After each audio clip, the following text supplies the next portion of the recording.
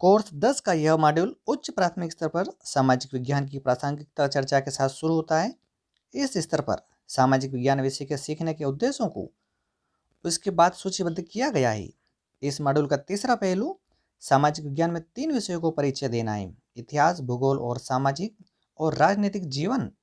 इसके बाद कक्षा विशिष्ट सीखने के प्रतिफल और सीखने सिखाने की प्रस्तावित प्रक्रियाओं पर चर्चा की गई, जिनका सामाजिक विज्ञान के शिक्षक कक्षाओं में उपयोग कर सकते हैं।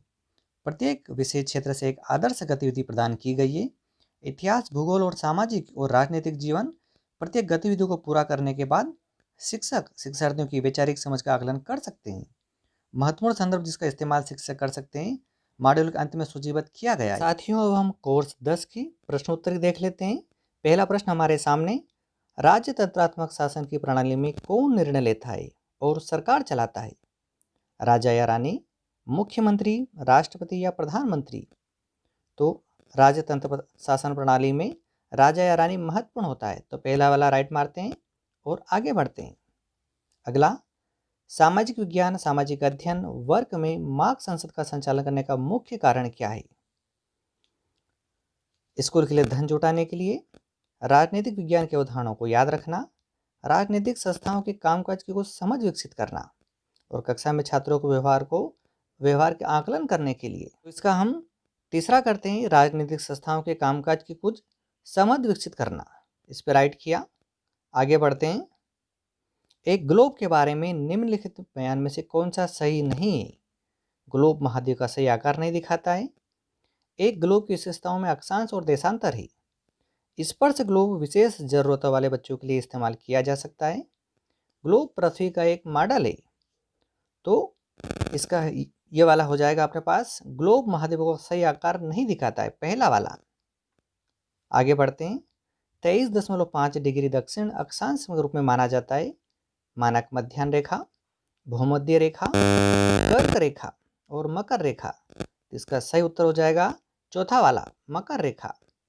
ये क्लिक किया और आगे बढ़ते हैं। अगला प्रश्न, निम्नलिखित में से कौन सा कथन सही है? देशांतर की सभी लंबाइयां भिन्न होती है। अक्षांश रेखाओं को मेरिडियन कहा जाता है। अक्षांश की सभी रेखाएं भूमध्य रेखाएं से छोटी होती है। देशांतर रेखाओं को समांतर रेखाएं भी कहा जाता है।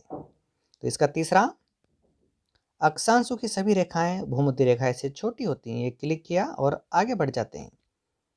कॉलम ए और कॉलम बी दे रखा है। इसके पहले हम प्रश्न देख लेते हैं। ये हमारे सामने प्रश्न आ गए। कॉलम ए को कॉलम बी के साथ मैच करना है। पहला, पांडुलिपियां जाती है। शिलालेख, जमीन से खोदकर निकाली गई। तीसरा, स्मारक। चौथा, पुरातात्विक साक्ष्य।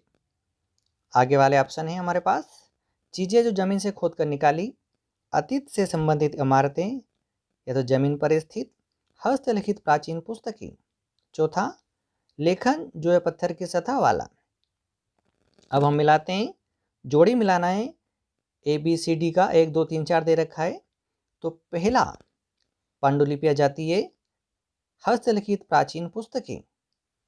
शिलालेख जमीन से खोदकर निकाली गई, इसका चौथा।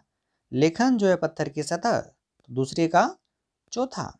आगे चलते हैं। तीसरा, स्मारक। स्मारक है, इसका उत्तर हो जाएगा दूसरा, सी का दूसरा। अतीत से संबंधित इमारतें या तो जमीन पर स्थित। चौथा, पुरातात्विक साक्ष्य, तो इसका पहला बच्चा है। चीजें जो जमीन से खोदकर निकाली गई, मतलब पहले का तीसरा, दूसरे का चौथा, तीसरे का दूसरा और चौथे का पहला। देखते हैं, ये हमारे पास ऑप्शन आ गए। पहले का तीसरा, पहले का तीसरा और दूसरे का चौथा, तीसरे का दूसरा और चौथे का पहला। ये स्थिति बन रही है चौथे वाले भाग में। इसको क्लिक किया और आगे बढ़ते हैं। साहित्यिक स्रोत, पत्थर के औजार, मिट्टी के बर्तन, जले हुए अनाज, ग्लोब, नक्शे, जानवरों की हड्डियां, इमारतों, गड्ढे में बने घर, सिक्का, महाकाव्य, पुराण और स्मृति। तो इसका चौथा हो जाएगा महाकाव्य, पुराण, स्मृति। ये साहित्यिक स्रोत हैं। ये क्लिक किया और आगे बढ़ते हैं। विभिन्न आजीविकाओं के बारे में पढ़ाते समय निम्नलिखित में से कौन सी विधि सबसे उपयुक्त होगी? ड्रा, लिखिए पर चर्चा, बहसों का आयोजन, पाठ्य पुस्तक को जोर से पढ़ना, व्याख्यान विधि का उपयोग करना। तो इसका पहला हो जाएगा ड्रा, लिखें और चर्चा करें। इसको क्लिक किया और आगे बढ़ते हैं। कौन सी विधि शिक्षार्थी द्वारा सीखने के प्रतिफल की योग्यता को प्राप्त करने के लिए सबसे सटीक होगी?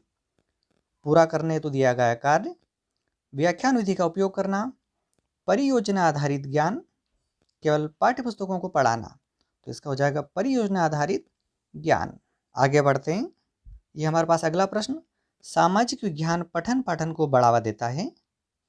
स्वतंत्रता, विश्वास, विविधता के लिए सम्मान जैसे मानवीय मूल्य, उच्च स्तर पर इन विषयों का अध्ययन करने के लिए तैयार होना, पाठ्य पुस्तक में व्यक्त किए गए विचारों को जानने और उनका पालन करने की क्षमता, सामाजिक और राजनीतिक मुद्दों पर सरकार के नजरिए का ज्ञान। तो इसका पहला हो जाएगा स्वतंत्रता, विश्वास और विविधता के लिए सम्मान जैसे मानवीय मूल्य। इसको क्लिक करते हैं पहले को और आगे बढ़ते हैं। ये हमने टोटल क्वेश्चन 10 कर लिए हैं। अब देखते हैं सबमिट करने के बाद, ये हमने सबमिट कर दिया है। Your score is 10/10। हमने 10 में से 10 अंक प्राप्त कर लिए हैं। साथियों, यह वीडियो हमने आपकी सुविधा के लिए बनाया है। आप इस कोर्स को पूरा समय दें, 1 दिन, 2 दिन, 3 दिन, 4 दिन या 5 दिन, क्योंकि 15 दिन में हमें 3 कोर्स पूरा करना है, इसलिए कोर्स को पूरा समझें। दोस्तों, वीडियो के इस टॉपिक पर अपने विचार व्यक्त करना ना भूलें। जाते जाते इस वीडियो को लाइक कीजिए और इस चैनल को सब्सक्राइब कीजिए व पास वाले बेल पर प्रेस कीजिए, जिससे जब भी वीडियो अपलोड किया जाएगा सबसे पहले आपको प्राप्त होगा। इस चैनल के अगर अदर वीडियो देखना चाहते हैं तो वो भी आपके सामने चल रहे हैं, उनको देखिए और अधिक से अधिक शेयर कीजिए। Thank you.